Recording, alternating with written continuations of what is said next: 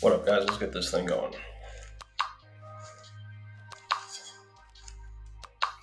All right, good evening, everyone. I'm Dr. Joaquin Acosta, your guide and host on this enlightening journey of the Know Your Pharmacist live stream. Coming to you live this beautiful evening on January 16th, 2024, a little cold one across the country. As the CEO of Pharmtrue, I'm here to connect, enlighten, and innovate with you, bringing a blend of warmth, expertise, and cutting-edge insights to the ever-evolving world of pharmacy and healthcare. Tonight, we're delving into some thought-provoking topics, bringing you content that's not only informative, but truly transformative. We'll explore the ethical conundrums posed by the recent Ozempic gold rush, specifically last year in 2023, and how social media is reshaping medical education with a blend of human psychology analysis here. We're going to aim to definitely connect you guys with plenty of knowledge. And what we're going to be talking about next in the Enlightenment Hour are the synergistic health risks of inflammation and poverty, emphasizing the importance of holistic healthcare approaches. In our Herbal Wellness Corner, we look at how the endocannabinoid system can be enhanced for better health outcomes, integrating science with nature in a dance of intricate balance, talking about food and the endocannabinoid system, optimizing it in the best way. And as we remember the extraordinary cloud phenomenon over Las Cruces, we're reminded of the beauty and mystery that surround us, urging us to look beyond the obvious. And in our Men's Health Minute, we focus on the critical Men's Health Awareness and Improvement Act submitted last June 2023, the United States Congress. And I thought it was very interesting. I had caught my eyes onto it just recently, and I think it's very important in underlying our commitment to comprehensive healthcare and seeing, just the status of kind of the foundations of those bones there being recognized, by our federal government. So join me as we engage on this captivating journey, guys. Your participation makes us more than just a live stream. It's a community of shared learning, growth, and empowerment. So let's dive in, learn together, and be part of this transformative experience that shapes not just our understanding of healthcare, but our approach to wellness and life itself. Let's make this evening count, baby. Let's go. So starting off, this one is insane. And I hate to report on a pharmacist that didn't make it, but this one is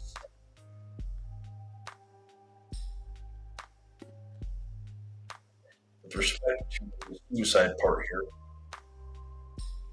Really thinking about pharmacy that sold knockoff Ozempic shutters after top executive suicide report says. So listen to this story, guys, and I'll unpack it more in my kind of thought process as well here too. And again, opinion is my own, but guys, last year Ozempic, really, and a little bit the year before, but it hit hard in 2023.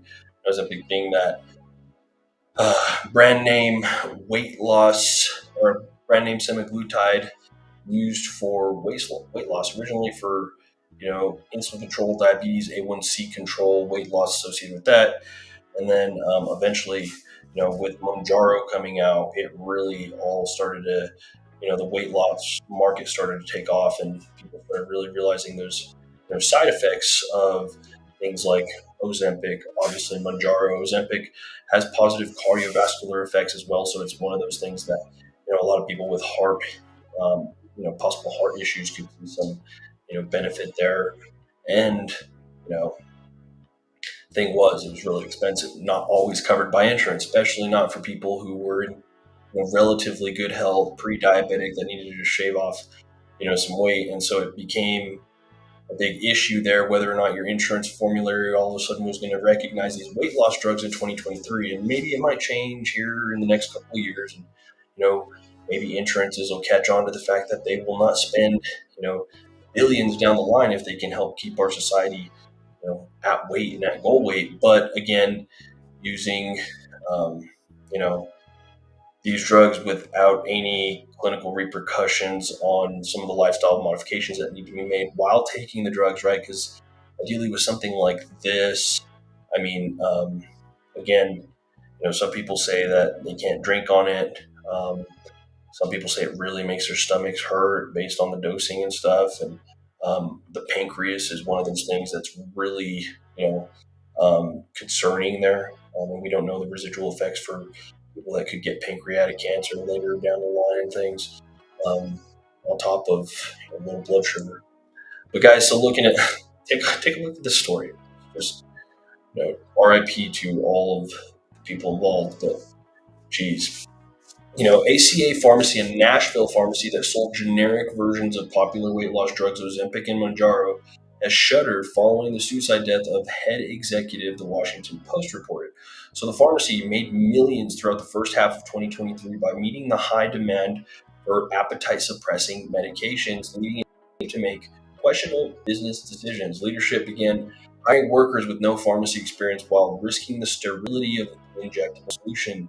Or in the Washington Post, if you question the clinical appropriateness of anything you were told, don't worry about it, former employee Miranda Lane told the publication.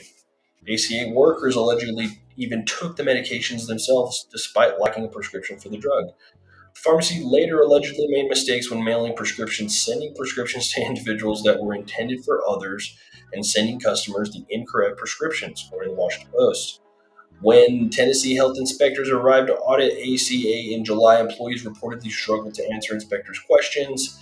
Some employees, the inspectors reportedly noted, appeared to walk into the sterile area of the lab, which raised health concerns. Brantley Westcott, chief operating officer at ACA's parent company, RX Partners, reportedly died by suicide days later. The audit was stressing Westcott out, report reads. The Tennessee Board of Pharmacy reportedly later met to contemplate immediately suspending ACA's business, but the company voluntarily relinquished its registration preemptively.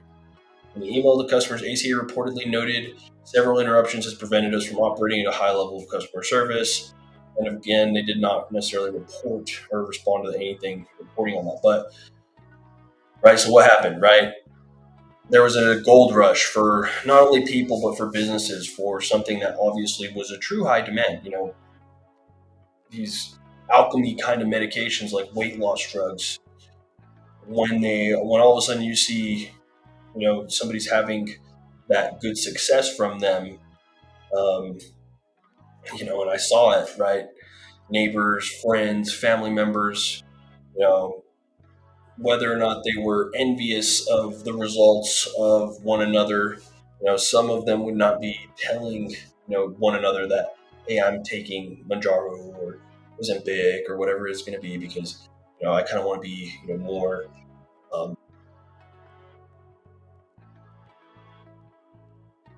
I guess, slimmer than you and not. But that's a, strange situation. But again, it happened, right? TikTok, Ozempic, Manjaro, TikTok, you know, emails. I'm not selling you guys out on this one. Males jumped into, but again, males, as we talk about in our Men's Health Minute every single day, don't go to the doctors. Males are not going to be your likely people to be jumping on some of these trends. And all of a sudden, right, right from the pharmacy side, you have to literally buy and sell these brand name medications. And if you're an independent pharmacy, you weren't going to be making any money on brand medications last year unless it was specific Medicare contracts, really. And these Medicare contracts obviously are going to adults over the age of 65. Those kinds of people are not really looking for weight loss, and this are not necessarily intended for them, right? So if there's diabetics in there, those were good, profitable medications to sell out, right? Some brand names on some of those Medicare contracts, right? But any sort of commercial contract, if you're an independent pharmacy, any sort of Medicaid contract, TRICARE, Humana, like really they were reimbursing less than it cost to buy this $1,000 box of insulin, right? They pay you back from like $900, like 60 to 90 days later. And so, it was one of those things where it was like even beyond COVID, people were calling all day long, hey, Ozempic 10 Manjaro, or Manjaro 10 milligrams. You have Ozempic, 0.25 or whatever, right? Like you have the red box, you have this. And so it was like, back in the day, I think people with the opioids and things got a real bad rep asking for what color of pill, right? I need the blue pill of this. And I think we've done a decent job of reducing some of that vernacular, when talking about medications. And then all of a sudden, this rage for these, you know, GLP-1 agonists, Ozempic, Mounjaro, Trulicity, and the gambit, created this shirt. And with supply and demand, why it's important that I'm telling you that is that, so you're an independent pharmacy, or unless you're Walgreens, CVS, Humana, Press Scripts, some of these bigger players that have mail order pharmacies or pharmacies plus insurance companies, you are going to get the really, really crappy end of the stick. And again, at that time, you're probably not buying at the same volume. So what that meant is you were the last on the total pole for getting paid on dispensing something like this. But again, you were probably doing a lot of the work of answering a lot of the calls to triage patients that wanted it. And so if you were a pharmacy that was a compounding pharmacy able to do, USP 800 stuff, aka sterile lab certified, if you had a sterile lab, you could make semaglutide, you could make, right, generic Ozempic and sell it. And this is what started happening, right? Pharmacies, independent pharmacies, these online pharmacies started making Ozempic, right? And however, that was made, obviously created perhaps potential issues and problems. And so what happened here is ACA saw saw an opportunity, and they jumped all the way in. They were shipping this stuff all over the country, and they were obviously the supply and demand. When you're having to sit there and compound sterile medication, you have to really be putting in a lot of work all day long. You probably start taking a lot of people when you're really trying to meet that high demand that they were talking about before that executive committed suicide. But right, so they're basically shipping out like hotcakes, and what they were doing is they were price comparing it. Probably, a lot of these you'll see Ozempic and semaglutide compounded variations, and people who have it probably do like, maybe $200 for 30 days, somewhere in that $200 to $300 range, right? And so anybody trying to shop under that, and these people were shopping it, right? Like it was, some people might pay for that brand name $500, $550 a month. Some people paid it, and there was a coupon to do that, and you didn't have to go through insurance. But most people obviously did not want to pay that. And so if they couldn't get it covered under their insurance, and they were still desperate, if you're searching the internet, you can see Ozempic, right? All of a sudden you're seeing $200, $300 a month Ozempics, and you're like, huh?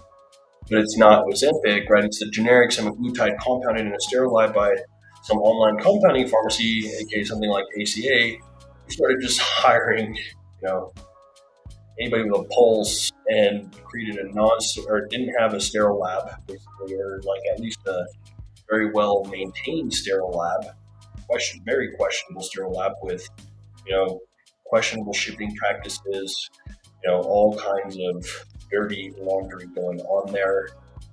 And it ended up being, sad part is the executive officer off himself because something must have been really, really bad there. But, again, caution followers, public, on just the not buying when you're buying the generic semaglutide and stuff, really being careful. If you're switching it if you're just buying it direct from an online pharmacy, be very careful. Some, like if they're healthcare providers and like wellness clinics and things like that, still can be cautious about where they may be sourcing things from, especially, man, I forgot what the name is. And I just saw some new ads for this place in town. It's called like WellMed or something like that. And it was just like a pop-up in-town semaglutide provider. And so, they're just some weird pop-up pharmacy kind of thing. And maybe they're better than that. And I haven't given them that sort of, enough vetting to trash on them. But it causes me to, at least raise my eyebrows to say, hey, like, businesses really are trying to take advantage of, cutting out this, because again, all those people who might have gotten it with those discount cards earlier or had it covered under insurance at one time and changes into gear, all of a sudden you're cut off. you know, what are you going to do? I mean, some people will put those pounds back on right away because they did lifestyle modifications, right? And some people are so scared, some people do not want to start medications, some people are sick or just discontinuing, right? And all of a sudden, right, you're looking online for that, injection. And it's just odd, to some degree to say, hey, like Ozempic, people feeding this stuff, right? And again, so all of a sudden, just like anything else, if you don't have it anymore, what happens?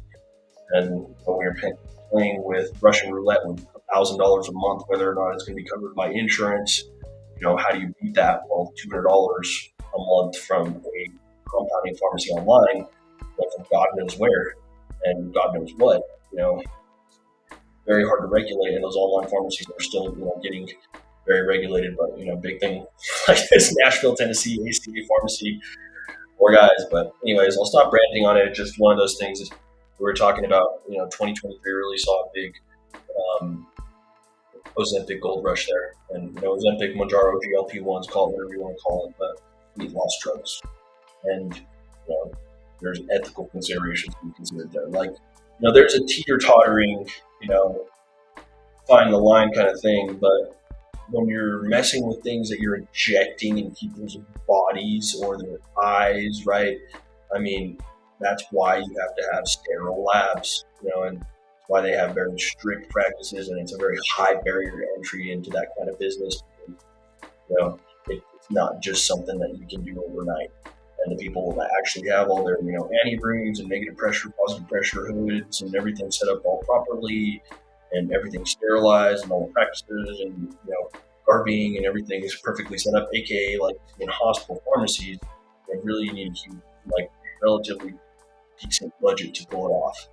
And so some people wanted to get into it right away and might have some shortcuts and still can maybe found some success.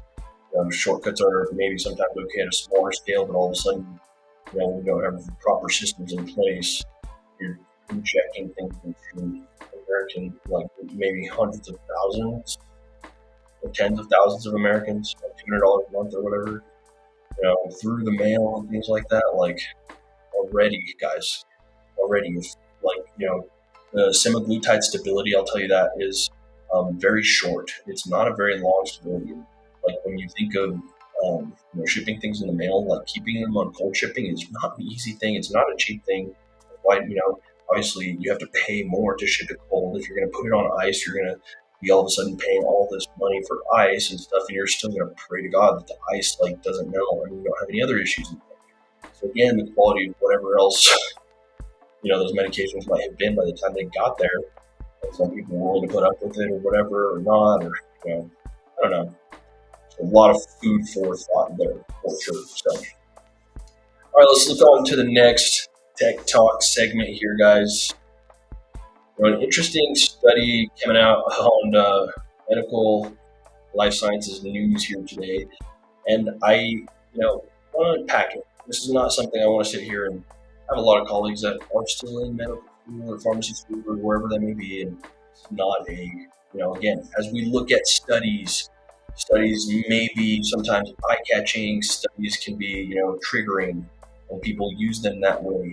But again, this is part of, something I want to do in this live stream is we're trained to look at studies, pharmacists are, and, we're trained to kind of unpack some things. And it's okay to look at a study and talk about it. It's okay to, say, whether or not this is vetted or not, or, or if they're, if I have a personal opinion on how I think, the potential of this plays out in, future horizon of the country or whatever it might be, like, sure, you can obviously do those kind of things, but again, they have statistical analysis, on these studies that you can really start breaking down, and you can look up the relative, whatever things that you want to compare on studies. So that's just my rant on that, because again, you do see studies sometimes used to manipulate thought and shopping behavior and things like that. But again, I think you definitely, as a person, you're a prepared person if you are doing your homework before you make a decision, right? And so again, you look at studies before you when you're taking a drug to market, right, you have to do big trials, phase 1, phase 2, phase 3, phase 4. It goes through the whole thing, to get out to marketing full approval, which, what does that lead to? Obviously drugs going out into the American population, but you're doing those smaller, bigger sample size studies because obviously you're putting things in people's body and you need to make sure that you're not going to mess with people. Everybody's a little different too. And so, you look at all of that and however it may affect things and whatnot, there's an approach to looking at life, right? If you've got an instruction manual, some people that can create things and shape things, those are different kinds of personality traits. But again, historical analysis based on to make decisions and look at things is just what people do things better, right? So that's why studies are very important to look at. They're always something to think about. What are people thinking about? What are people running data on? For sure. It's always good to unpack what may or may not apply. So again, as I say that, I hope it kind of leads into what this thing is about to say. Medical students favor social media for health information, study shows, right? In a recent article published in DMC Public Health, researchers developed a health messenger questionnaire to measure the preferences of medical students in selecting health messengers for acquiring health-related information. Study, right here was looking at the background. While mobile devices and social media have increased access to health information, but the choice of source to acquire it varies from person to person. Individuals have different preferences for sources of health-related information depending on their age, gender, living conditions, and education. For instance, medical students acquire health knowledge to transmit their patients and families to improve their knowledge base. Earlier, people believed that students are relatively healthy due to their age, youth. However, research shows that unhygienic behaviors have become prevalent even among medical students. Even they are reluctant to adopt healthy lifestyle habits such as physical activity, right? You see that. You do. You see it in many cases. Moreover, the evidence suggests that this problem is now a significant global issue. A study conducted on medical university students in Saudi Arabia reported unsatisfactory health promoting lifestyle scores of students. Likewise, studies conducted in the United States and United Kingdom have shown similar results. Thus, health policy should pay attention to promoting healthy lifestyles among students. Using mobile-based approaches to disseminate health messages could greatly enhance health education and awareness in this group of individuals. Mobile application, right? WhatsApp, Telegram, Instagram are great platforms for transferring and strengthening health education. Here students can communicate with others, discuss, exchange opinions, and share content and images and videos they like. Thus, these channels may promote healthy behaviors among students whose health behaviors are important as they will impact their quality of their future lives and how they will run the world. Looking at the study, the present study, researchers designed a descriptive survey in electronic format for all undergraduate and postgraduate students in 2021-2022 academic year studying at the Shiraz University of Medical Sciences in Iran. It comprised of 15 items categorized into 6 components as follows: academic sources, formal resources, mass media, internet search, social media, messenger applications, informal conversation. Dissemination among medical students, 10 educational experts reviewed its face validity. However, researchers determined the validity of its content using the content validity ratio and content validity index. So that's pretty cool. Further, they determined the reliability of questionnaire dimensions components to investigate the impact of each item on the overall reliability. The team emailed the questionnaire link to all participating students in the second half of the academic year. In result, they had indicated their preferences for various health messaging media by selecting their choice. Next, they collected the data and analyzed it anonymously. Before implementing the factor analysis, the team tested the questionnaire on 2 variable appropriateness criteria using Kaiser, Meyer, Olkin, KMO, and Bartlett's sphericity tests. The first test confirmed the relative correlation between study variables, and the second measured the adequacy of the number of samples. Finally, the team used the exploratory factor analysis method to construct validity or psychometric measurement of the study interval. So, anyways, the results, guys. 500 students completed the questionnaire, and looking at all of the questionnaires here, anyways, social media-based health messengers had the highest factor load. Thus, they were the first choice of the study population. And the respective factors, Telegram, Instagram, and WhatsApp were 0.85, 0.79, and 0.71. Others preferred sources for health information for medical students were official with and unofficial health and academic research sources, internet searches, and mass media with respective 10%, 9%, 8.8%, and 7.13%. But what am I saying, right? It's interesting to see, right? Even your medical students, those who are out there, whether or not in medical school, you're going to be learned and trained how to look at primary, secondary, tertiary sources and literature, right? And to be able to analyze, studies, do the journal clubs, have all the, statistical insights that you can create, knowing whatever things that you can put together, right? And again, that's what they do in hospitals to create systems and protocols to have treatment on cardio, ablation or heart attacks, whatever it's going to be. These are all built based on data and moving forward off of good data. And so, medical providers spend time on these platforms, whether they're thinking about it consciously or not. And maybe before. Back in the day, 20 years ago, doctors might have gotten a magazine that comes in, and maybe they read about a couple things, and they can go and look at PubMed and have their resources there. But there's if they're and or other than that, they're getting pegged by reps in their actual clinics. Pushing whatever is being pushed by however amount of marketing dollars and marketing push that they're being pushed, aka the opioid epidemic. So, social media is a place where that engagement and learning and empowerment and enlightenment should absolutely be deployed. Something that I think is absolutely critical in doing on this live stream each and every single day. So that they're talking about it, showing how to how to look at things, and always knowing that there's more to learn, right? And when you see a cool study or you see these things coming out, of course it's going to catch your eye from a medical provider's perspective, and medical students should see these things and share about it. I love seeing pharmacy interns sharing their little journeys, whatever they may be, or whatever they're learning or doing in the lab, or all that stuff. I was there, right? I get it. And I spent a lot of time on social media during those times too, and the social media aspect has changed so much, right, during those days. It's not anymore just if you're a medical student to get on social media and to show that you do that, right? It's more than that. It's having an opinion. It's deeper. It's long form content. There's plenty of reasons to keep things relaying, and aligned with your healthcare profession, your healthcare journey, and helping patients and being out there in the communities. That's the way to do it. And this is that, right? So again, social media's influence on medical education, I think there can be absolute positive effects there. Social media shouldn't just be a place where, pharmacy school students, gripe about the fact that it's finals week or they're in school or whatever it's going to be, about student loans. I get it. I get all those things. I have all those same problems and had them all too, right? And they're still different, right? And that's all those things. But use that platform for positive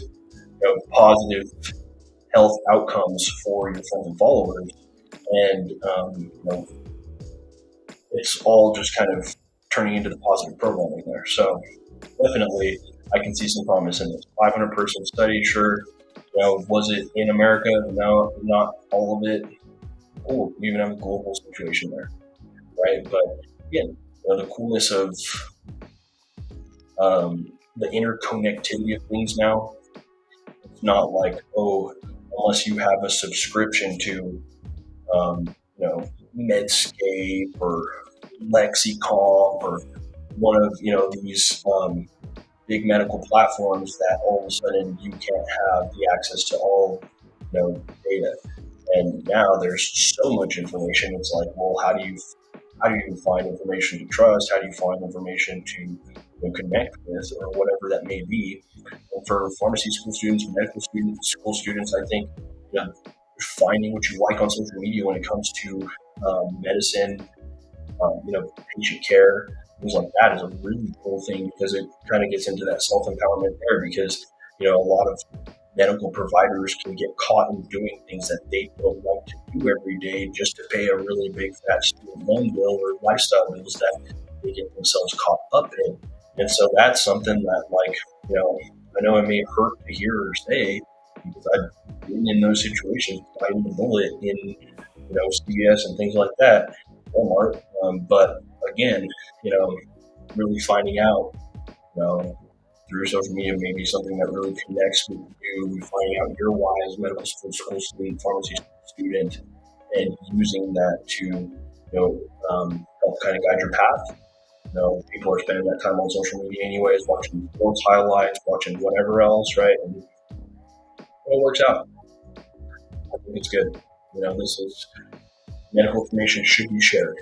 What should be is, if you see, some big popular meme post that's posting a study, it would be awesome to have all the medical students chopping that study up in the comments, right? And it's like, okay, you can have trolls and things like that, but also maybe you should, how can you go and disseminate and help, make sure information is discussed properly. You don't want to count anything out. And there's things that you can count out, things that, whatever you don't, but we only know what we know. Like, cannabis is one of those things where it's like the paradox of medicine. You have you really look at, like, paradox of cannabis. You couldn't study it for almost 100-year period, and it's still not institutionally like out there to study because it's not fairly legal. But all of a sudden we have so many studies on blood pressure meds, right? Statins for cholesterol. Like, think about all these big time studies that have created these inhibitors and statins and opioids, right, and all of that. But we've had plant medicine that we banned, right, and we don't allow studies to go out there because of right, the potential of no approved medical use. Like, in Mexico, it's 30 approved medical conditions of cannabis, right, and it's like conflicting state and government things because of weird regulation from weird points in time.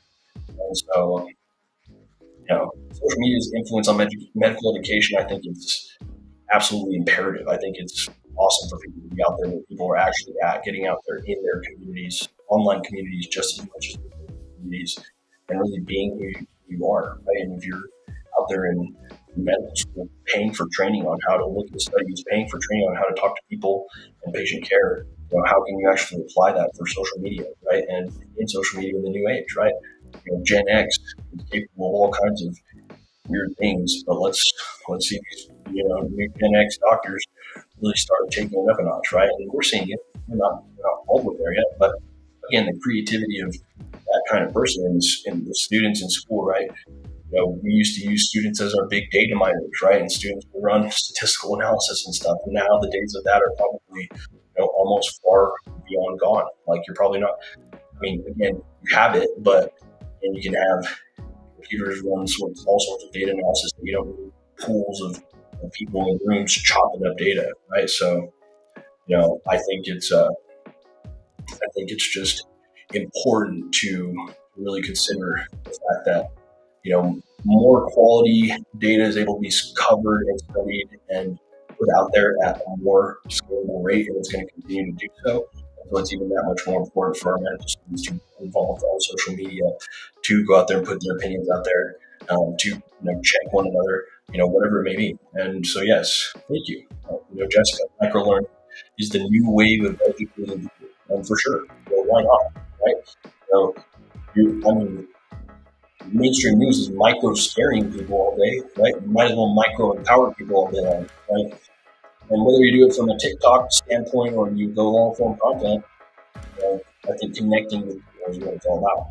Because at the end of the day, you can go hand somebody their bag of medication and say, hey, I'm not going to see you for X, Y, Z amount of time, and hope you the best, and try to connect with them on a mass scale and a mass volume, but it's just a different place. Like, something that I can do here, something that a medical provider can be doing on social media, you can be doing with a lot more time and reach, a lot more people in a different way rather than one-on-one interactions where we get so forced and cut off. If you're a doctor doing, 4 appointments an hour, whatever your capita ratio and things may be, and all of a sudden, imagine if you could spend, 1 to 2 good hours in a day, or right, whatever amount of time it might be, and maximize that output, in a different way, in your clinical relevance, in your touch, right?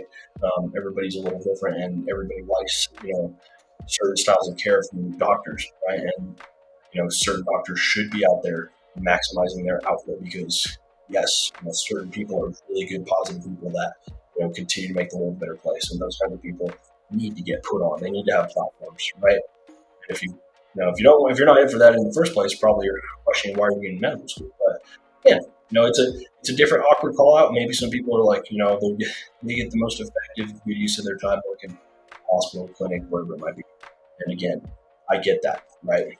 Wherever I need to be, I'm going to be the best version of myself, and I'm going to work on always, doing that. And so, again, I think everybody can relate to that, whether you're a medical school student or not. And finding communities and short pockets of people where you can hold each other up. That's it. That's what it's all about. All right, so stop ranting. Let's rant on the next thing. Inflammation and poverty is pretty interesting too. In our Enlightenment Hour from neuroscienceandnews.com, inflammation and poverty increase health and mortality risk. Summary here. Recent research highlights a synergistic relationship between chronic inflammation and poverty, exacerbating health risk and reducing life expectancy in the U.S. Analyzing data from National Health and Nutrition Examination Survey, NHANES, researchers found that individuals suffering from both poverty and chronic inflammation face significantly worse health outcomes than those affected by either factor alone. The study used in high sensitivity C-reactive protein levels to measure inflammation and considered household income against the poverty threshold. The findings suggest that the combined effect of poverty and inflammation on mortality is not merely additive but synergistic, emphasizing the need for targeted healthcare interventions. So, look, key facts. Study shows that poverty combined with chronic inflammation leads to significantly worse health outcomes than either factor alone. Data from nearly 95 million adults in the NHANES was analyzed, revealing 127% increased heart disease and mortality risk and 196% increased cancer mortality risk for those affected by both factors. The research suggests a need for healthcare professionals to screen socially disadvantaged individuals for chronic inflammation and consider appropriate treatments. Right, and so looking at that, in the U.S., approximately 37.9 million people, or 11.4% of the population, live below the poverty line in 2022. It has been well demonstrated that poverty negatively affects physical and mental health. For example, people living in poverty run a greater risk of mental health illness, heart disease, hypertension, and stroke, and have a higher mortality and lower life expectancy. Now, the mechanisms by which poverty impacts on health outcomes are manifold. For example, people experiencing poverty have reduced access to healthy food, clean water, safe housing, education, and healthcare. Now, researchers have shown for the first time that the effects of poverty may combine in a synergistic manner with another risk factor, chronic inflammation, to reduce health and life expectancy even further. They found that health outcomes for Americans living in poverty with chronic inflammation are significantly worse than expected from their separate health effects. The results are published in Frontiers in Medicine. Here, we show that clinicians need to consider the effect of inflammation on people's health and longevity, especially on those experiencing poverty. So, lead author, Dr. Archmanis, professor at the University of Florida. Inflammation is a natural physiological reaction to infections or injuries, essential for healing. But chronic inflammation caused by exposure to environmental toxins, certain diets, autoimmune disorders such as arthritis or other chronic diseases like Alzheimer's is also a known risk factor for disease and mortality, just like poverty. Right? And something a lot to unpack there, guys. I mean, synergistic relationship between poverty and mortality and inflammation. I mean, so inflammation can highly be due to chronic stress. Chronic stress, leads to those cortisol levels. Cortisol levels leads to reduced, sleeping, reduced recovery during sleep, reduced REM sleep, and you're also, thinking about what leads to a lot of chronic stress. And when you're looking at, poverty, you're looking all of a sudden that poverty can probably lead to a lot of chronic stress. A lot of chronic stress will lead to inflammation, right? And again, inflammation starts that other just negative cascade. You can't move very well. You're in pain. You're having, other associated effects, whether they're autoimmune, right? All our rheumatoid people, right, for sure, and whatever other inflammatory cascades of events are happening. And what I have seen, and some of the regenerative medicine clinics, have really done a good job on targeting, inflammatory pathways and looking at the holistic view there, from the endocrine system, to all the metabolic factors that go into it, and you're really looking at your vitamin and supplement intake on top of your hormones, and really putting that all together with lifestyle factors and trying to decrease chronic stress. So, really attacking that in that holistic part, start really attacking inflammation. And I think, that regenerative medicine is a great place to do it. And regenerative medicine even, start to get acknowledged by Medicaid. That would be maybe a challenge for the government, right?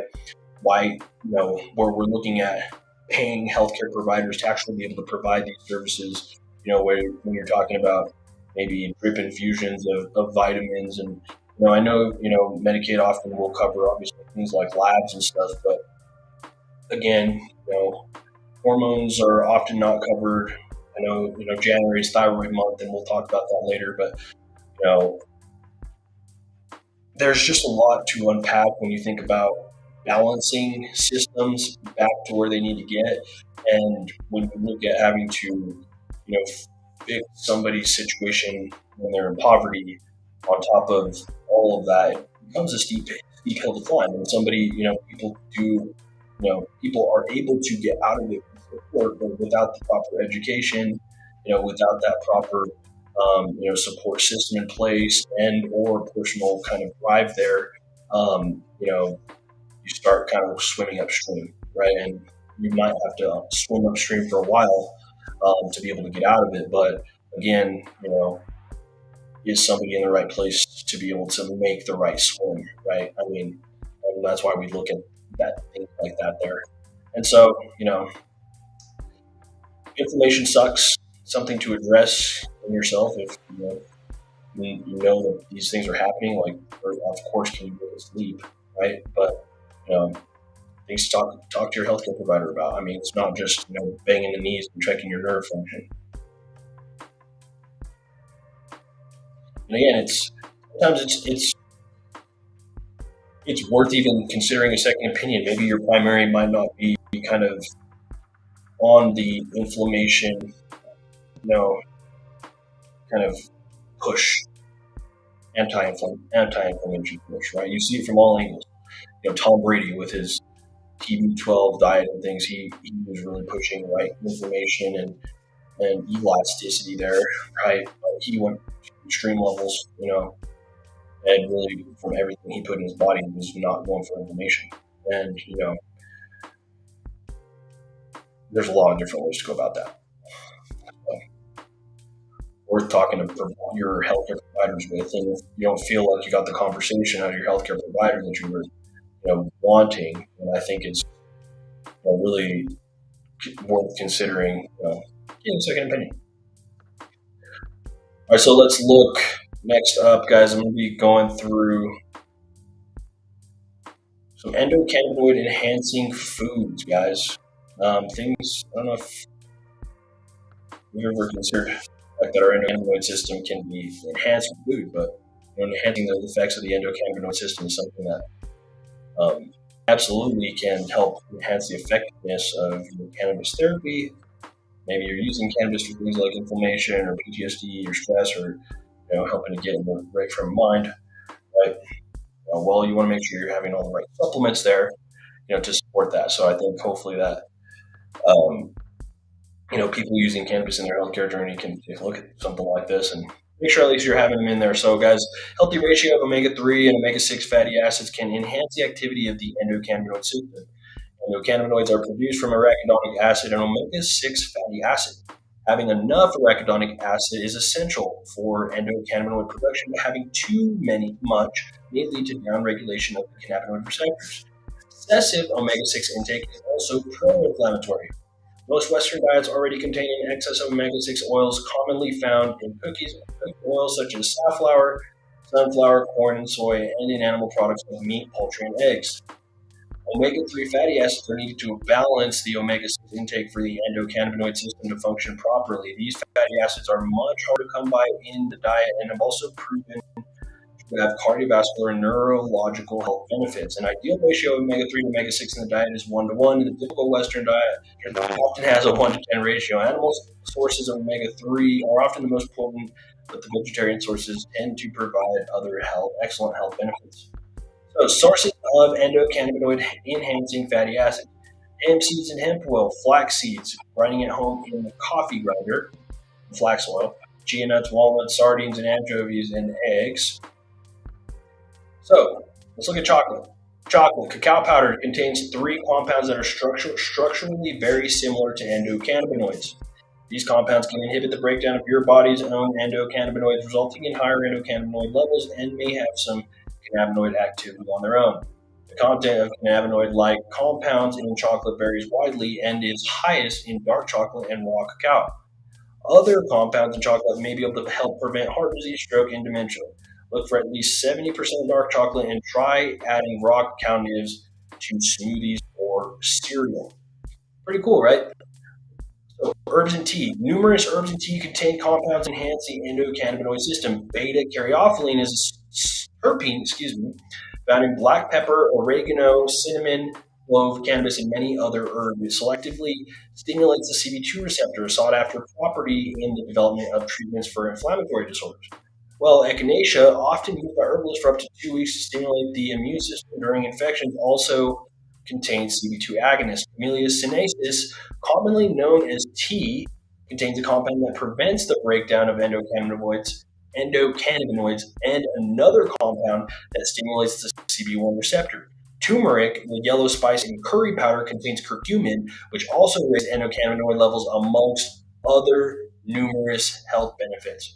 Maca root powder, often used to improve resilience to stress and sexual vitality, contains a compound that slowed the breakdown of endocannabinoids, and probiotics and unpasteurized fermented food can also help improve the function of the endocannabinoid system in the gut. So when we're looking at the endocannabinoid system in the body there, guys, we do have in our body 2-AG, which mimics CBD, which does your CB2 receptor activation. You have an anandamide, which activates your CB1 receptors. And your body creates these, chemicals, and to help them, work even better, having things like, 70% dark chocolate with raw cacao nibs, echinacea, and turmeric. Pretty cool to help that natural endocannabinoid system, be at its best. You're talking about homeostasis in the body. These are foods that can help that endocannabinoid system, which helps with many processes, guys. When we talk about endocannabinoid deficiency and epilepsy, ADHD, a lot of different things. We're not going to get into that because that's when we talk about just balancing the body.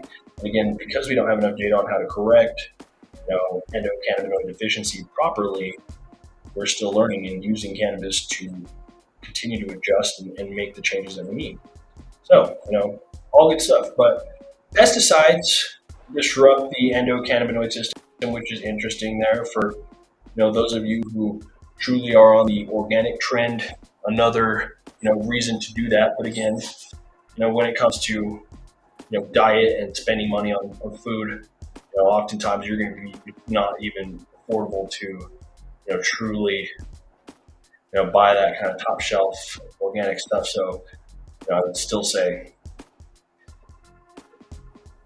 do what you got to do. But eating fruits and vegetables, obviously, going to be a big one. Less processed, the better, of course. Buttermilk, cheese, all those things, good food, hundreds of years later. So, looking at this, guys, stress reducing activities to help the endocannabinoid system are a great idea, to use with your endocannabinoid foods on top of actually using cannabis, right? But big one, running. That is like the number one thing to jack up the endocannabinoid system in a hurry. But other ones, social interaction, awesome, right? And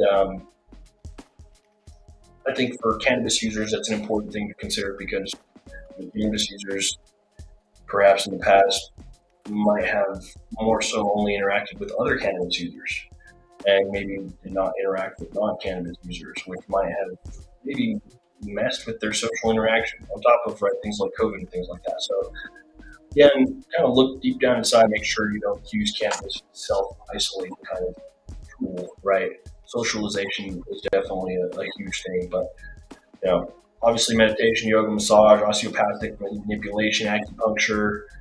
But running is truly that one, guys, that I'm telling you, they call it the runner's high for a reason. So anyways, I'm talking about the endocannabinoid system and trying to just give you guys some good effects there. Ways to,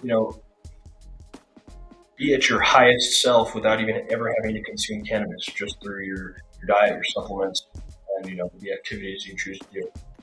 All cool stuff, right? Brought to you by High Horse Cannabis. Shop High Horse, baby, for all the best cannabis, Las Cruces, Chaparral hops. We're moving on. So, gotta share. I know everybody shared it, and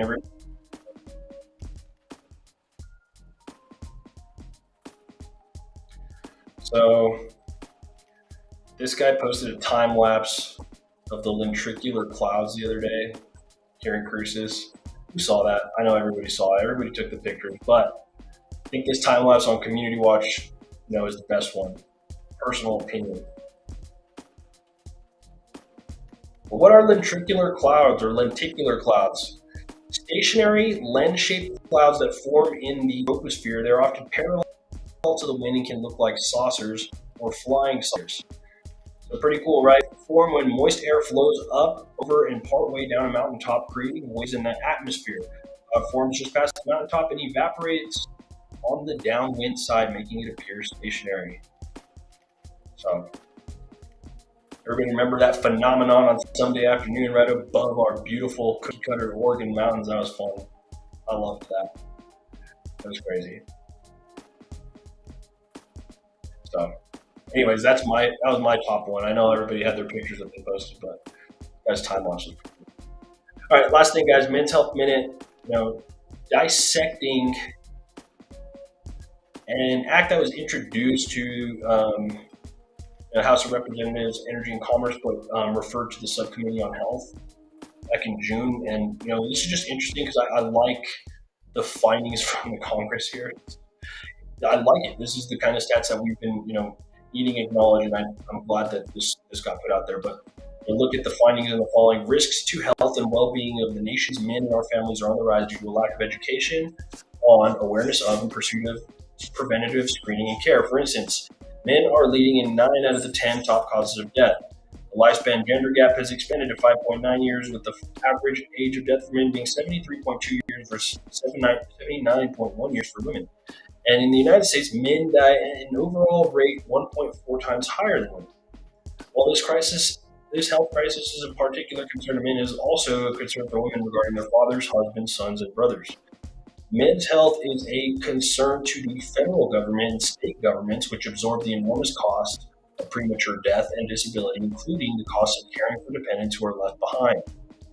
According to the Social Security Administration, 16.8% of widows 65 years of age or older are impoverished, compared to 4.9% of married women 65 years of age or older. Educating men, their families, and healthcare providers about the importance of early detection of health issues that can impact men, such as cardiovascular disease, mental health, HIV/AIDS, osteoporosis, cancer, and other permanent health issues, can result in reducing rates of mortality of diseases impacting males, as well as improve the health of the nation's males and its overall economic well-being. Of concern is the physical, mental, and emotional well-being of our military men and women returning from war zones and our veterans. Recent scientific studies have shown that regular medical exams, preventative screenings, regular exercise, and healthy eating habits can save lives. Seems like a no-brainer, but really, life comes at you fast. According to the American Foundation for Suicide Prevention, men are nearly 4 times as likely to commit suicide. Reproductive tests such as prostate cancer screenings, blood pressure tests, blood glucose testing, lipid panel testing, colorectal screenings in conjunction with clinical exams or self-testing can result in early detection of many problems and increased survival rates. Men's health is a concern for employers who pay the cost of medical care and lose productive employees. According to the National Cancer Institute, cancer mortality is higher among men than women, 185.5 per 100,000 in men, 135.7 per 100,000 in women. In 2020, national expenditures on cancer care in the United States were $208.9 billion. Prostate cancer is the most frequently diagnosed cancer in the United States among men. 1 in 9 men will be diagnosed with prostate cancer in their lifetime. This year alone, 288,300 men will be newly diagnosed with prostate cancer, and 34,700 men with prostate cancer will die. Costs associated with prostate cancer detection and treatment were $15.3 billion in 2018 in the United States, and such costs are estimated to increase. Prostate cancer rates increase sharply with age, and more than 90% of such cases are diagnosed in men aged 55 and older. The incidence of prostate cancer is 50% higher in African American men, who are twice as likely to die with prostate cancer. There are over 3,100,000 men in the United States living with prostate cancer. Estimated that in 2023, approximately 117,500 men in the United States will be diagnosed with lung cancer, and an estimated 67,160 men will die from lung cancer. It's estimated that in 2023, approximately 82,060 men in the United States will be diagnosed with colorectal cancer, and 28,470 men will die from colorectal cancer. Men make up over half of the diabetes patients aged 18 and over in the United States, 18.9 million men total, and over a third of them don't know it. Approximately 37.3 million people in the United States are living with diabetes, and men are more likely to die from the disease. In the United States, 96 million people aged 18 and older, 45.3 million men, and 50.7 million women have pre-diabetes. People with diagnosed diabetes have medical expenditures that are 2.3 times higher than patients without diabetes.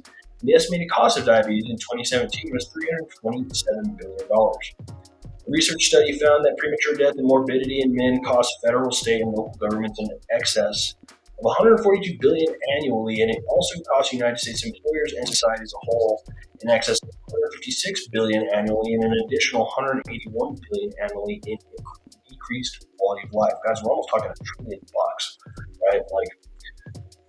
Over 9,190 men will be diagnosed in 2023 with testicular cancer, and 470 of these men will die from the disease. A common reason for delay in treatment of the disease is a delay in seeking medical attention after discovering a testicular mass.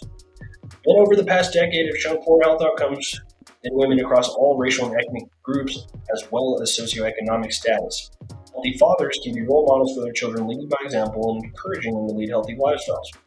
Establishing an office of men's health is needed to investigate these findings, take further action, promote awareness of men's health needs. And again, wherever the Men's Health and Improvement Act is now, which who knows, but it's not dead yet. But good stuff. I'm glad these things are recognized at a federal level. Our nation's men are something that, of course, need to be attended to, and this is just another general basis of personalized medicine needing to be out there. Somebody should be saying these stats are the same for women.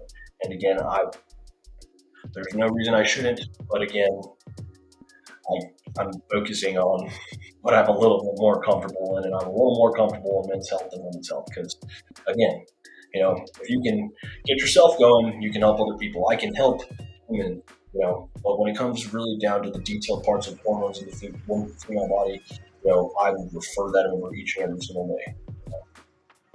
Even my own daughter. She'll still get her dad advice, that's for sure.